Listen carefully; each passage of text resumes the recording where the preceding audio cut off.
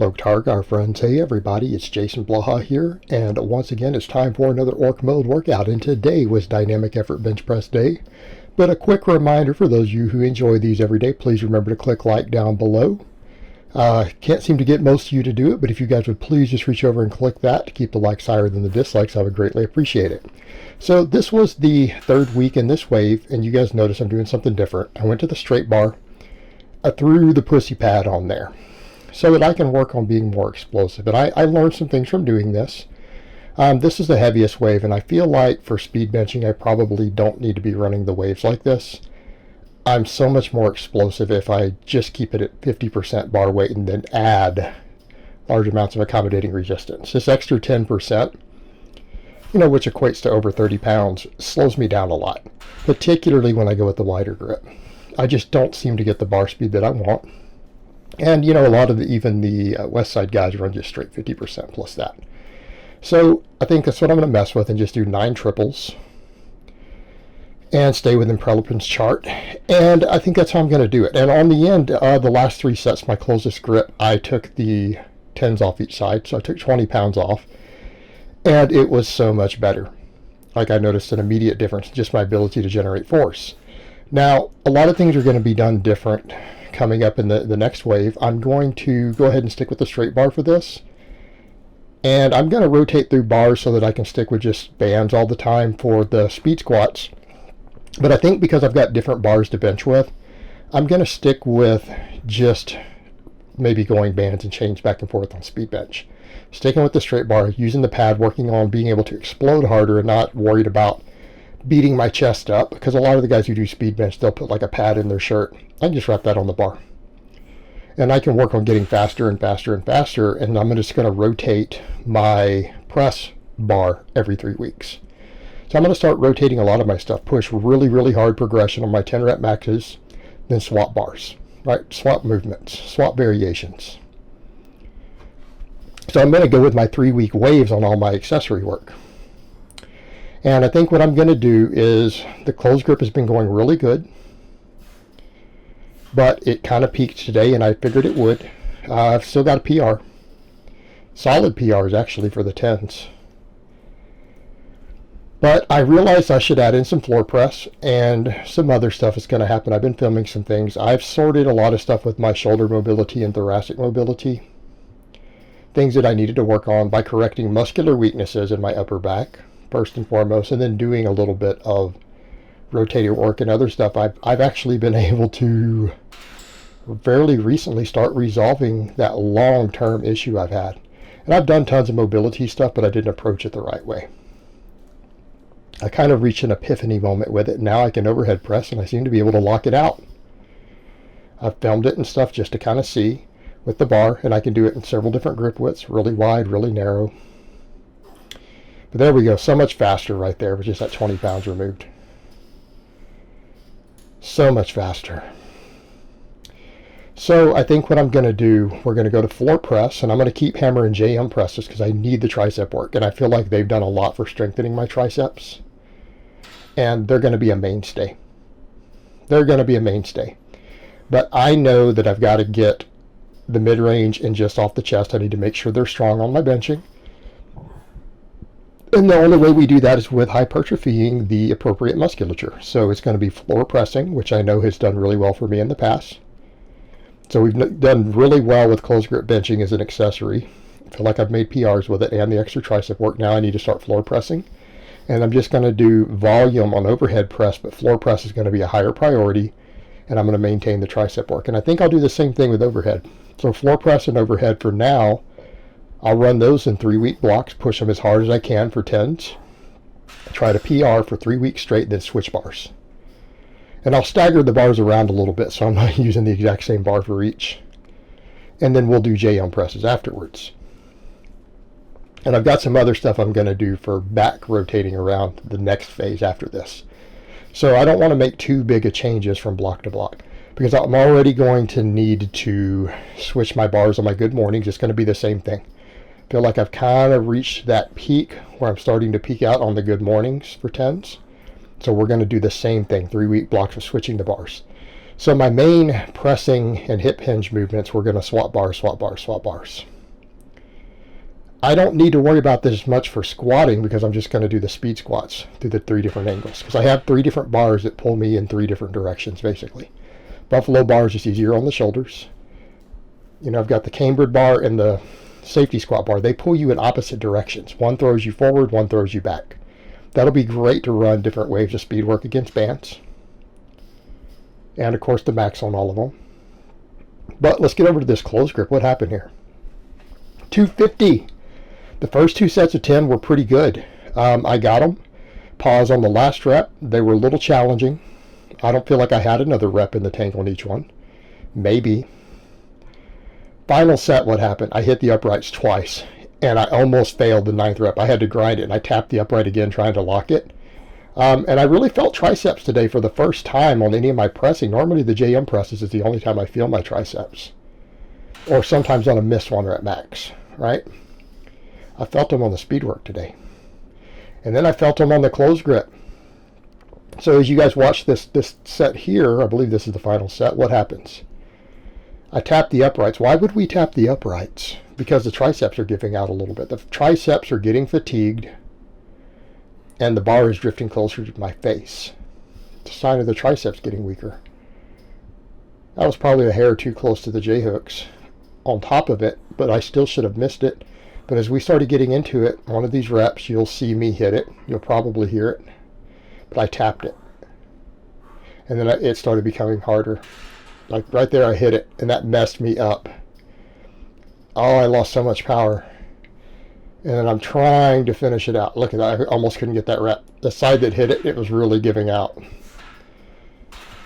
Like, so that was only 9. So would have been a 3x10 PR, but we hit that upright. But this is the last day I'm doing the close grip bench. We're going over to floor pressing now.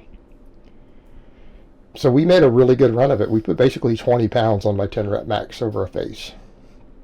And I feel like that's substantial to carry over to my bench. JM presses, I'm really focusing on trying to not flare the elbows as much, really hit the triceps even harder. So I reduced down to 135 and really got the bar deep over my face. And my triceps were just crushed afterwards. 3 sets of 10 with this then. Triceps were lit. Now the next phase, I'm not going to do as much tricep specialization as I've done this week. It's still going to be there. We're going to keep the JM press in. That's a mainstay. But it's going to be a little more balanced. But triceps are going to still get hammered really hard, because if I'm doing a floor press and an overhead press and then a JM press after, triceps are getting worked. And if they need extra work beyond that, I'll do press downs on my off days. Someone had asked me, am I doing that right now? No, I'm not. Because look how much tricep work I'm doing. Outside of the big movements, all the pressing, I'm doing 6 sets for triceps both days. I don't really have the recovery for that. Not in a small calorie deficit. Again, those curious, I'm at 223 now. And no, I'm still not lean by many people's standards, and I don't care. We'll assess again at 215 and figure out if I want, how much further I want to go down. Right? That's fair. I don't set long-term goals. I hate it when people say stupid stuff like what body fat percentage you want to get to. I'll be honest with you. Unless you're actually trying to make weight for a competition and you need to know the exact amount of lean tissue you have on your body, you don't actually benefit from knowing your body fat. There's no benefit to you knowing it. Stop worrying about that crap. Just get lean, be healthy, be fit. Get strong and get jacked. Worrying about this goofy ass aesthetic stuff. I've seen it ruin guys. I've seen it even with clients who struggle, who focus on aesthetics. They struggle to get strong. They struggle with the mindset of even getting strong. Okay? It doesn't do you any good as a man at all to care about that. It will not improve your life in any way to worry about it. All it will do is cause you misery. Okay? And that's been my experience of observing this for decades. So those were quite challenging. So then I did basically these to failure, the rollouts. And I got around 15 reps with each one.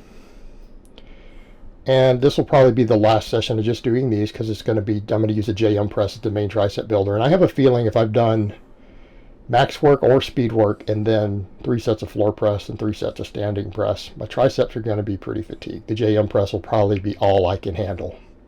But we still need to do it because it is a very, very aggressive tricep builder. But triceps have definitely gotten stronger. We've made a lot of progress in their strength on these movements. But we've got to keep that going. I need a lot more tricep. But we need a lot more of other muscles too. But I feel like my shoulder development's coming along. As my rear delts seem to be getting bigger. You might not be able to tell there. I've been able to check in the mirror, and they are bigger.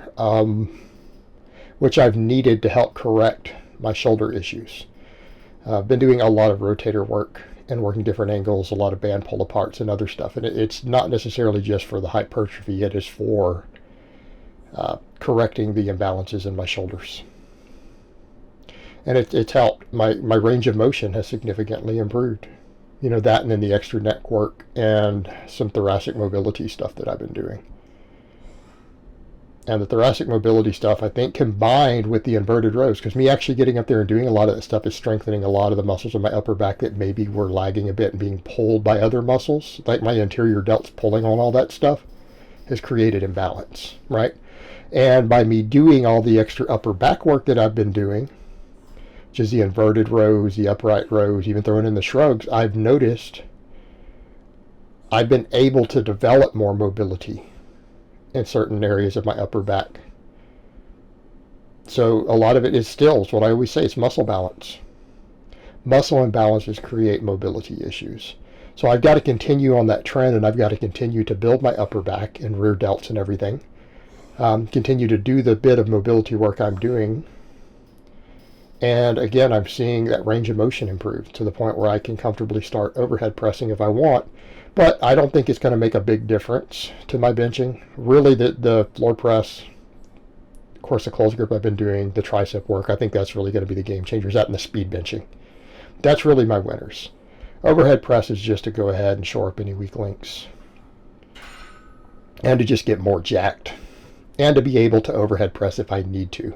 But it's not going to be the sort of priority that it was in the past. And I needed to deprioritize it, and I needed to work on mobility and strengthening and balancing my upper body back out before I could worry about it. Okay? And then we're going to do some other stuff in the same cue. I don't know if that's the right word. Whatever, I'm just babbling. I'm babbling at this point. That wasn't even the right word to use. In the same vein. We're going to do some other stuff for my back and everything the following phase. So we're going to implement some changes in the next block, next 3-week wave, starting next week, starting on Monday. All right. And we're going to continue with that trend. So I'm going to start doing some other stuff, and I think everyone will a lot of people will like what all I'm going to do. It's going to be fun. We're going to continue to get jacked, continue to get stronger, continue to trim down weight. I'm going to be cutting for a while because I'm cutting very, very slow. I mean, I'm only down 7 pounds. It's going to be slow. But if I can gain strength and gain muscle while doing it, then that's the idea. It doesn't matter how slow it is if we're making progress. Of course, then we did our wide grip upright rows, and I'm going to keep working on those. And these are getting easier and easier, even with the heavier weight. And yes, I'm aware that they are almost turning into a high pull. And that's okay, I'm fine with that. High pulls are great for shoulder development too. Right? I might work on even getting it a bit wider. But I feel it, and that's the main thing. It lights my delts up. I feel my side delt, my rear delt, my traps, all that stuff. Which we need. I've got to build those traps up. I've got to build the rear delts up. All this stuff's got to come up. And that's why we do shrugs on the lower body day, because it's deadlift day. But yeah, I'll continue to try to progress on these. It's going to be very slow from here. And I'll just keep going, keep going. Who knows, maybe I'll be doing these with 225. We'll see. Probably have pretty big shoulders if I get to that. And again, it just carries over to being strong and powerful. Right? Good stuff. But this is safe on the shoulders. Some people say is this counterindicated. No, not with the wide grip and not by keeping it low. It's fine. You're thinking of a different version of the upright row. And then I finished off with my narrow grip easy curls, easy bar, whatever. I'm babbling again, guys. I can't talk. I'm tired. I'm ready to eat. I'm ready to eat my post-workout meal. I decided to voice over while my Instapot was finishing up. My food will be ready like the moment I get done. So I can start rendering this and go eat my chicken and rice. And again, 3 sets of 10 on this. We did a weight bump. And a lot of people have asked why the really narrow grip and why the wrist back. It's easier on your forearms, right? We don't get those problems with the tendon. Number 2, we get more brachialis with the narrow grip without losing any bicep. And we need that brachialis because that carries over to a lot of the lifts I'm doing. It's not just about bicep. Okay, it's not just about the bicep. It is about the other muscles there too, right? We need to build all of it up the best that we can so that we get carryover to other lifts, right? Because why do we do curls? No, we don't do curls to make our biceps big. We do curls for carryover to other movements, all of our pulling, right? Rows, even my upright rows, chin-ups, pull-ups, all that stuff. Any of that you want to get better at, the bicep work helps with that, right? It's like icing on the cake to help continue your progress on those things. And if those things increase, then you get stronger all the way across. Right? You just don't want the biceps to be a weak link, just like you don't want the triceps to be a weak link in any of your pressing. You don't want the biceps to be a weak link in any of your pulling. And that's the way to look at it. That's how you look at it from a strength perspective. That muscle could be a weak link. And I don't have the best arms in the world. I think that's a fair statement. No one's going to disagree with that. But training was good today. Everything's moving forward, moving along fine, ready for the next phase to start. So I hope it has been informative, and I will talk to you guys next time.